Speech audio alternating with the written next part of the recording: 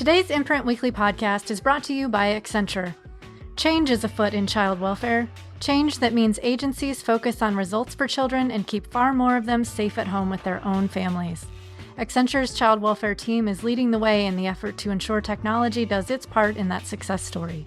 Accenture offers cutting-edge case management tools that ensure agencies can see insights that drive decision-making and caseworkers have information they need at their fingertips. Together, these tools help agencies stay laser-focused, reinventing child welfare into a source of strength for families when they need it. For more information, visit www.accenture.com/child-welfare. Hello and welcome to the Imprint Weekly Podcast. I'm John Kelly, Senior Editor of the Imprint, a daily news site covering child welfare and youth justice around the country. You can read all of our coverage at imprintnews.org or check us out on Facebook or Twitter at the Imprint News. You can also sign up on our homepage for our free weekly and monthly newsletters. And for professionals in child welfare and youth justice, subscribe to our Youth Services Insider section for a closer look at news on business policy and practice. The Imprint Weekly Podcast is also a member of the Safe Camp Audio Network. You can check out our show page and all of Safe Camp's other great podcasts at safecampaudio.org on the web, at Safe Camp Audio on social media. We're going to do just some headlines today. Thought I'd flesh out the rest of the podcast schedule as we head into the end of the year and into 2024. Not like anybody is scheduling their life around this podcast. So we got no show next week after the Thanksgiving holiday. Then we will have 2 more original episodes of the Imprint Weekly Podcast in December, along with our annual Best Of episode where we feature some clips from some of the best guest interviews from 2023, and that I think will go up on December 18th. And then we'll be on hiatus for 3 weeks through Christmas and New Year's. I will be traveling abroad with my family for a little bit, and then we will be back on the week of January 15th. So we'll start this week with I don't even know if I would call it a story, but an ongoing saga we've been talking about on the Imprint Weekly Podcast for a bit here, and maybe this is the final chapter. I don't know if anything else is going to come of this, but you may recall that I've discussed the Senate Judiciary Committee's Subcommittee on Human Rights hosting this inquiry into the human rights of foster youth. This got started early in 2023, I guess, with an inquiry into Georgia at the time. And the chair of the subcommittee is Senator John Ossoff of Georgia. The ranking member on the other side is Republican Senator Marsha Blackburn of Tennessee.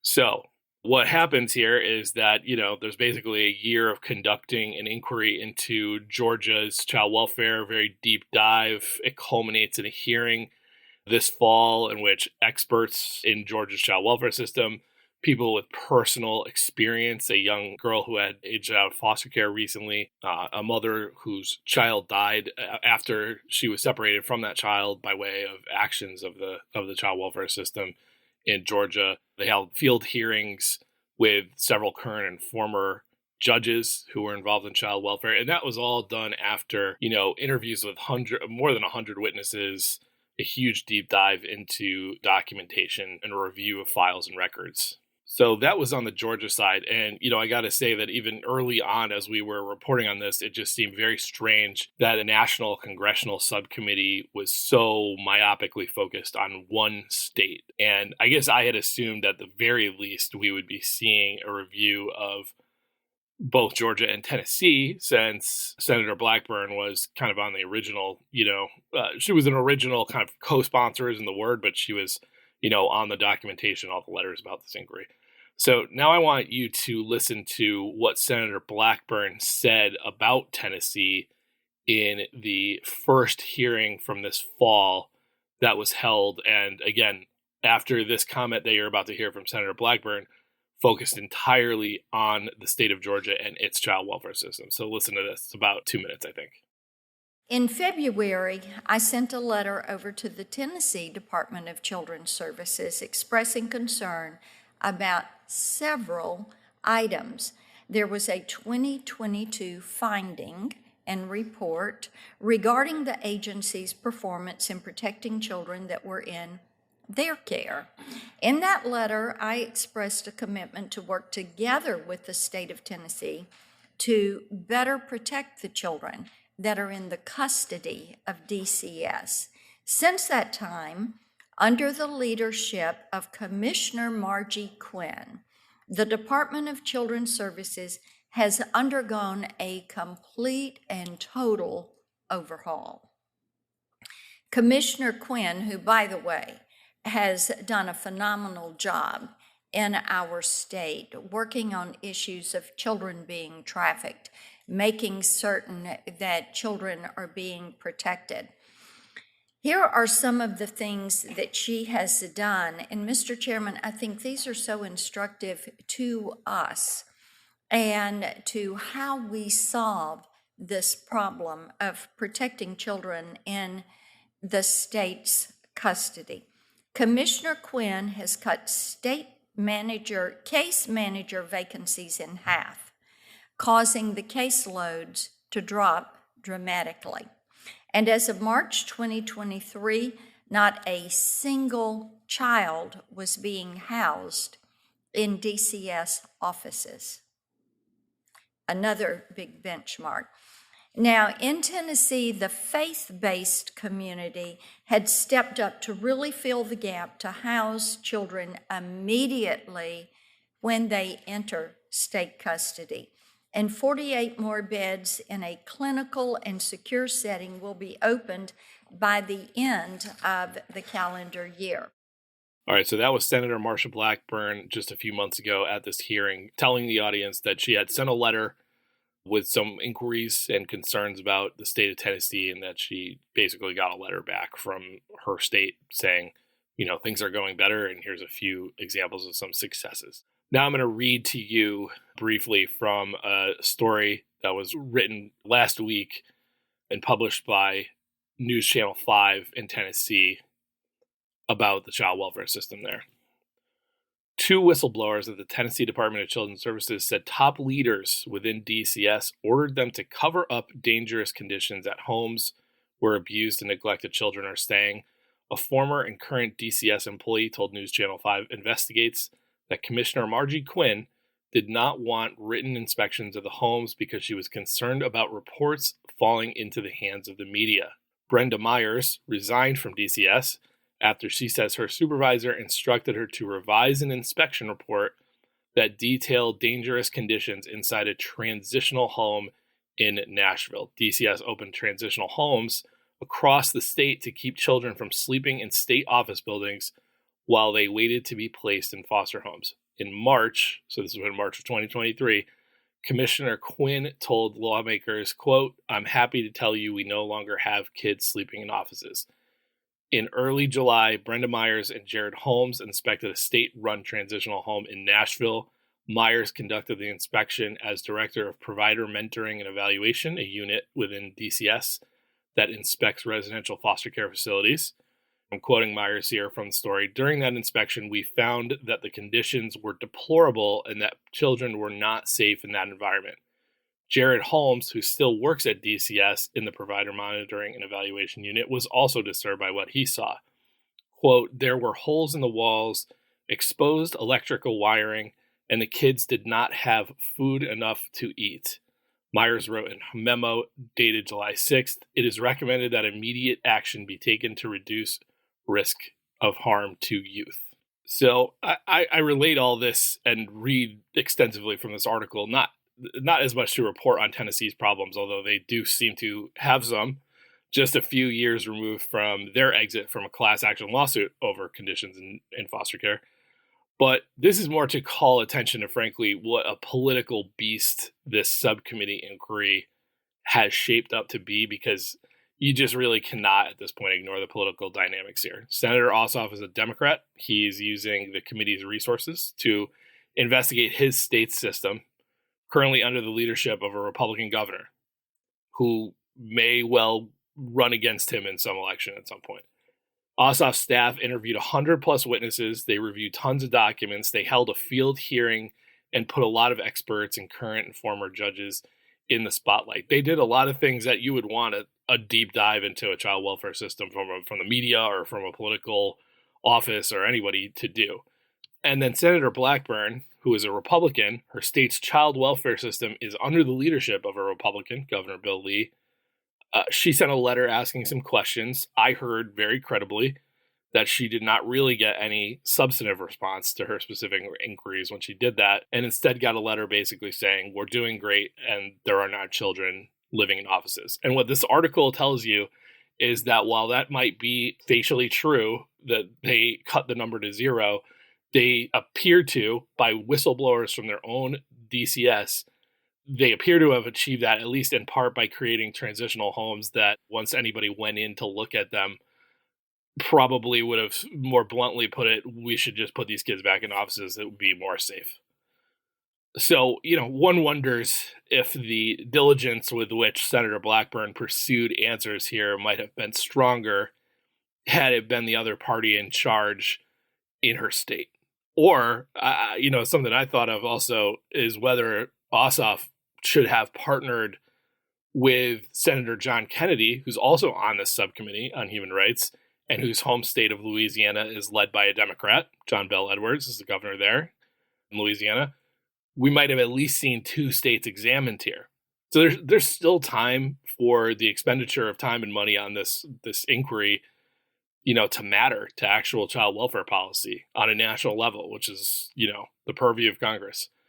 I have asked the Ossoff campaign for indications of where it goes from here with what they've done so far. They pretty much pointed me to the senator's statement from that original hearing that we just heard the Blackburn comments from, which he said Georgia, as a case study informing the subcommittee's inquiry, will yield crucial insights about threats to the health and safety of foster children nationwide. But it looks to me like it would have at least been worth doing one more inquiry into at least one more state here. Our next headline comes out of Kentucky, and on this one, I was just struck by how similar the seed of this investigative work was to a piece that the imprint worked on in 2020 with Roxanne, a journalist who since then has gone on to write the seminal work of nonfiction on families, foster care, and adoption called We Were Once a Family. Go get that. We'll drop a link to both stories in the show notes here, but starting with the most recent one, Jasmine Demers reports for Louisville Public Media and the Kentucky Center for Investigative Reporting on what she and her outlets found when they went looking at the process by which youth who are already in foster care, particularly ones that are living in residential care, assert that they have experienced abuse and neglect in that system, and the process by which people go about investigating those claims. So as part of this investigation, they reviewed 130 different investigations, hundreds of pages of records from cases between January of 2020 and July of 2023. All of them involved allegations of physical, sexual, verbal abuse, as well as neglect. And, the majority of those investigations were closed and labeled unsubstantiated.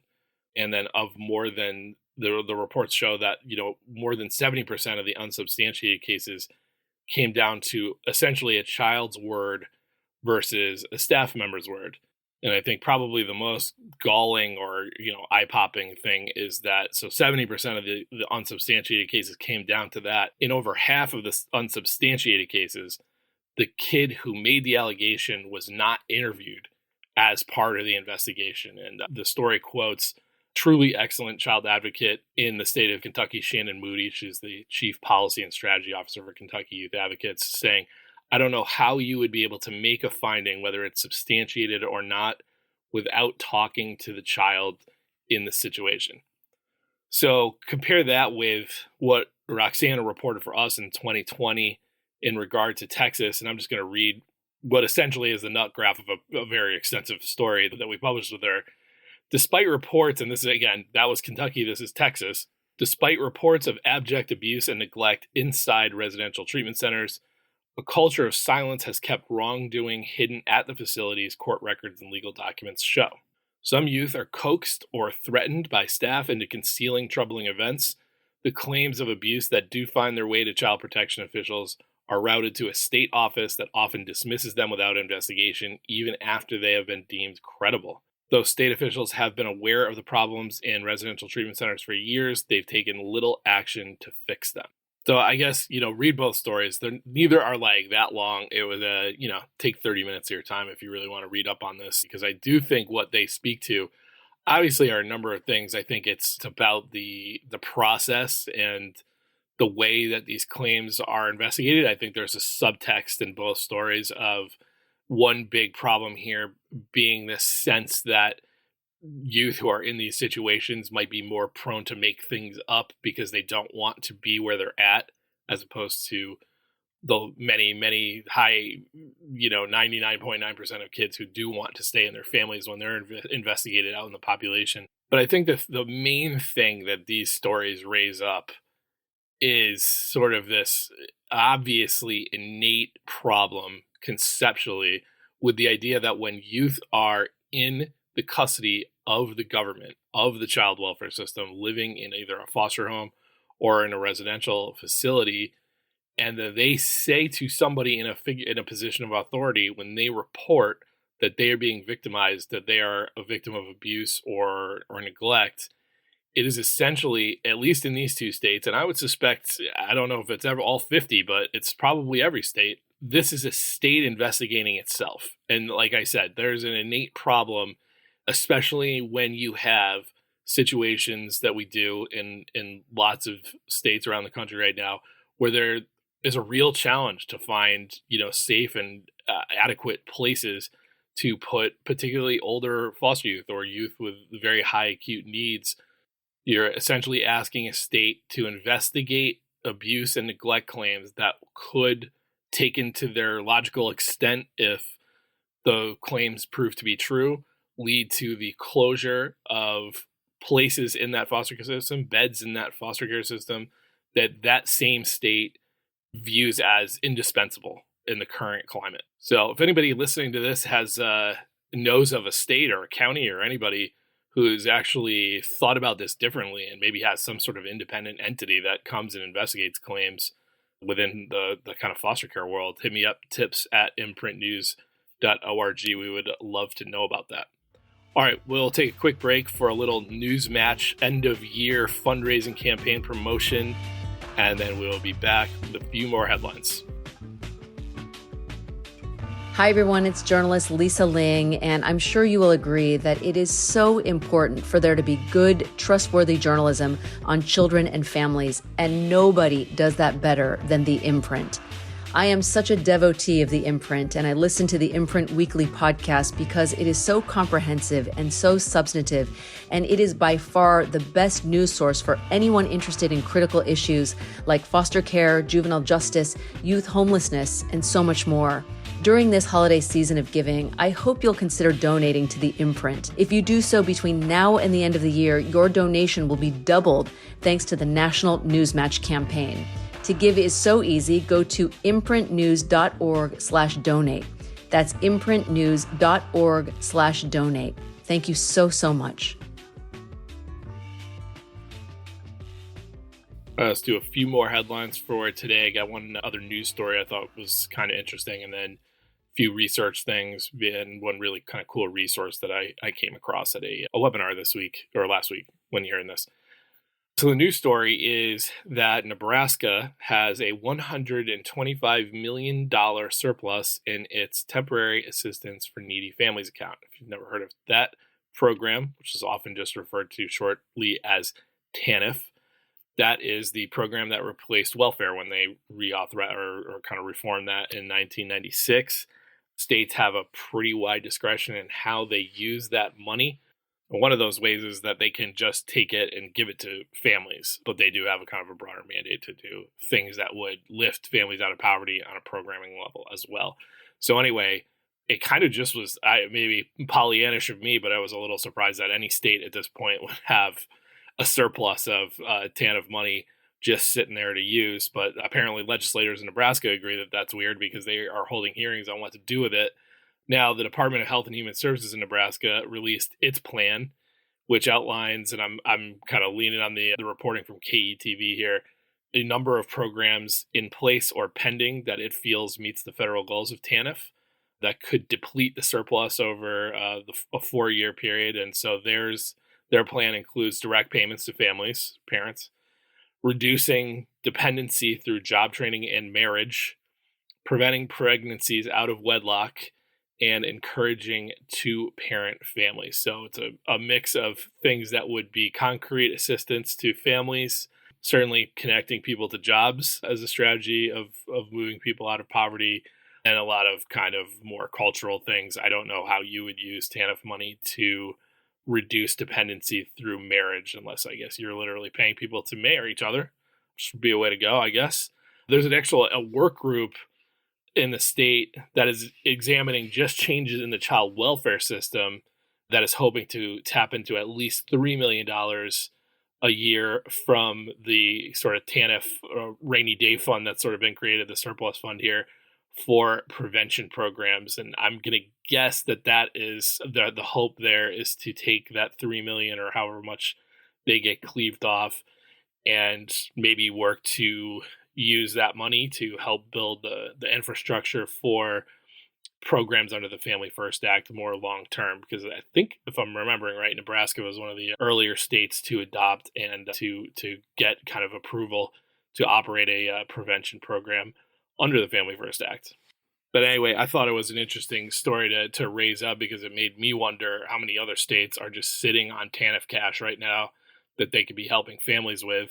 And also, I thought the fact that there was a working group on child welfare reform that had taken this interest, is an opportunity to kind of raise up also that the Biden administration has proposed a rule that would really actually kind of crack down on the use of TANF money as it pertains to child welfare. Now, it doesn't sound like the Nebraska plan would run afoul of what they're hoping for, because I think what, more than anything, as far as child welfare goes, what the Biden administration's proposed TANF rule, which is this now, in the public comment phase, what it says is, we're going to draw a hard line on the state, using TANF dollars to actually carry out the operation of, child welfare post removal. So for kids being in foster care or moving towards adoption or permanency that doesn't involve their parents, it really stresses that the point of TANF is to keep families together, to support families in moving to economic stability. So it almost runs counter, I think, is the point. I mean, this is all subtext. This is not explicitly said in the rule, but I think their point was, you can't take money that's meant to prevent things like foster care and then pay for foster care and call that a good use of it. So looks like if that rule is finalized, TANF would, be limited within the child welfare world, I would argue appropriately, to things like trying to prevent foster care in the first place. And then also, a lot of states already do this, provide TANF payments to relatives who are willing to step up, take a child in if, somebody has deemed it unsafe for them to do. And that's usually done in in a kind of an informal setting, not always or even often through a formal removal into foster care. So I think, I guess all it says to me is it's like an interesting time for TANF here, with some maybe new rules coming. And why would anybody have a TANF excess at a time where we have families in great need is another question. All right, next piece on the podcast is a little research here on a topic that in the past we have talked about, the somewhat gross, gauzy illusions and nexuses drawn between the Dobbs decision and limitations on abortion and this, sense that there would be some sort of massive rise in foster care right off the bat because of that. And the reason that I kind of opined on that, I thought that was pretty gross, is because it sort of assumes that a person who at the time that they were pregnant did not want to have a child and would have perhaps made the decision to have an abortion would definitely become a terrible mother or parent to that child. That is certainly not the case. There are, I'm sure, many, many millions of parents all over the world who are extremely quietly uncertain of having a child while they're pregnant and end up being terrific, terrific parents. So that just seemed like a very unfriendly and very, frankly, misleading leap to simply just make like, oh, we're going to have less abortions now, so we need to ramp up our ability to take kids into foster care. But I did want to, alert our listeners to a study that has just recently been released that does attempt to draw a connection using years and years, decades of numerical records between restrictions on abortion and entries into foster care. And I'm going to, of course, drop the link to that study if anybody wants to read it. It's actually not very long, so that'll be in the show notes. But here is basically what they did in this study. They're looking at states that have passed what they refer to as targeted regulation of abortion provider laws, or TRAP laws, to gauge or draw a comparison between the pattern of abortions in those states and entries into foster care in those states as compared to states that did not have that. So this sample consists of, millions of children in two different boxes. One is children who were conceived between January 1st of 1990 and December 31st of 2011. And then the second group are kids who are placed into foster care at any point between January 1 of 2000 and December 31st of 2020. Now, why wouldn't this be a comparison of like years in the same years? That is an acknowledgement of the fact that, if there is a causal or correlative connection between abortion laws and restrictions and entries into foster care, it would not be some sort of bang impact where the child is born and then immediately goes into foster care. Certainly not every time. So that those two windows, kind of account for the natural lag that would occur between them. So here's what they found as a result of, tracing those two populations in both states that had no TRAP laws and then states that adopted TRAP laws during that time.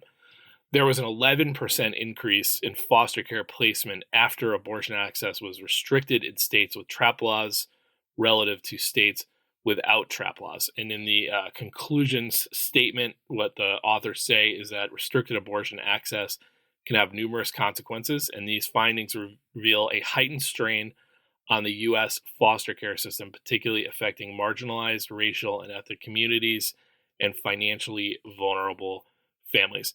There's one other line from their conclusions that I wanted to call attention to, because I do think that this might be the starkest takeaway, is that we observed an overall increase in foster care entries in states with a TRAP law that was attributable to cases of housing inadequacy, which I think was the most concrete red flag from the study, in that, this speaks to a very pernicious problem already in child welfare. It's not the biggest driver into foster care, but, even though there's kind of well-established policies against, homelessness or a lack of adequate housing being the sole reason why you would remove a child into foster care, we still continue to see like 10% of kids entering with that as a cause.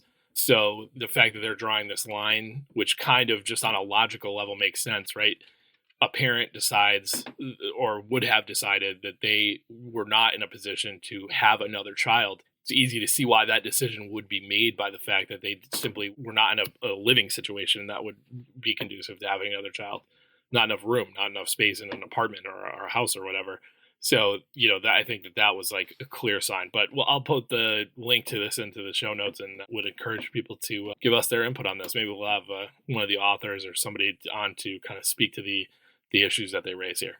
Speaking of housing, and I swear I didn't plan this, I'm just that good, but we're going to segue right into this. The U.S. Children's Bureau has conducted a demonstration project in 5 sites that was aimed at testing whether supportive housing could end up benefiting high needs families that were involved in the child welfare system. And then as part of that, they dispatched the Urban Institute to conduct an evaluation of that work after it was completed. And not surprisingly, the evaluation shows that yes, supportive housing for families did improve outcomes in child welfare cases. So just a couple of the ways in which that surfaced as part of the Urban's evaluation: it keeps families together by reducing removals to foster care, and increasing reunification. So the two things you'd most want to see: keeping kids out of foster care because housing was provided, or facilitating reunification successfully because it was provided. Less time in foster care, it provides, interpersonal people experiencing interpersonal violence with an alternative living situation, which is a tremendously important issue within child welfare and domestic violence. And then the Urban Institute also found that once families had secure housing, parents were able to focus on completing their child welfare case plans and caring for their kids, which I think would speak to the faster and more effective reunification. Last thing for this week, I wanted to call attention to some really great mapping resources that I checked out when the Children's Funding Project put together a webinar on what they had been up to. Now, Children's Funding Project, we have had Olivia Allen, who is a co-founder of that project, on here before. I'll drop a link to our interview in the show notes. Children's Funding Project really just works on, campaigns to raise the level of investment in kids and families all over the country. They pick their spots and just try to be an effective partner for locals on the ground to get things like ballot initiatives or legislation done that will kind of raise the pie, especially on things like childcare, education, all kinds of stuff, including child welfare and youth justice as well. So what they've done is put together using Microsoft Power BI, which I actually think is, in my opinion, is like the most usable of the mapping tools out there, to do two things. So you can go to their federal funding streams mapping project, and it's a really great interface. It allows you to kind of just search by, you can cross-reference a type of funding, right? You want to look at it. I'm picking this out of air. I'm not looking at it right now, but if you wanted to pick out-of-school time funding where the eligibility is for children between 13 and 18, you can kind of do those sort of cross-references and generate a list of programs. So it's a very easy way to learn about the different federal funding streams that are flowing to your state and for what reason. And then I think the other one that honestly has a lot more promise, if we can get more states into it here, is their national trends in state funding for children and youth projects. So they have a few, I think more than a dozen states already in this project. And that is a deeply mapped outlay, not only of the federal investments that trickle into states, but also unique state programs that pay for youth and family spending or investments in programs to support them. So it's a way to kind of see the whole picture all in one project. And like I say, they're not at the point where this is like a 50-state thing yet, but they do have 17 states, quite a few of the large populous ones.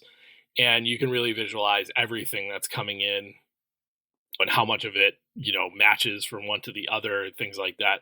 So as I say at least 5 times a show, I will drop the links to those resources into the show notes for you. Definitely check them out. I think it's really a valuable tool for any advocate or anybody who's interested in just kind of learning about where the money goes, what it's spent on. So yeah, check those out. That's going to do it for us for today. I hope everybody has a nice holiday weekend, has some time with friends and family. And we will see you in early December for the next episode of the Imprint Weekly Podcast. The Imprint Weekly Podcast is a production of the Safe Camp Audio Network, which is the division of Fostering Media Connections. Please visit safecampaudio.org on the web or at Safe Camp Audio on all major social media. This podcast is produced and mixed by Christine Anjoko with music by Luke Giroux and Cyrus Elia. If you enjoyed this episode, we'd love it if you consider subscribing or giving us a 5-star rating on Apple, Spotify, or wherever you download your podcasts. And we would greatly appreciate if you consider supporting our work here on the podcast and in print. Small donations from our listeners and readers go a long way towards helping us grow and cover more great stories in child welfare and youth justice. And as Lisa Ling told you in our little PSA earlier, there's no better time to donate to us than right now. During Newsmatch, we can match your grants and get all kinds of incentives, getting new donors in the door. To support us, very easy, just visit imprintnews.org/donate.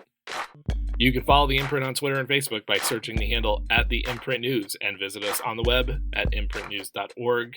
You can always email us at tips@imprintnews.org. I'm John Kelly, and we'll see you next week.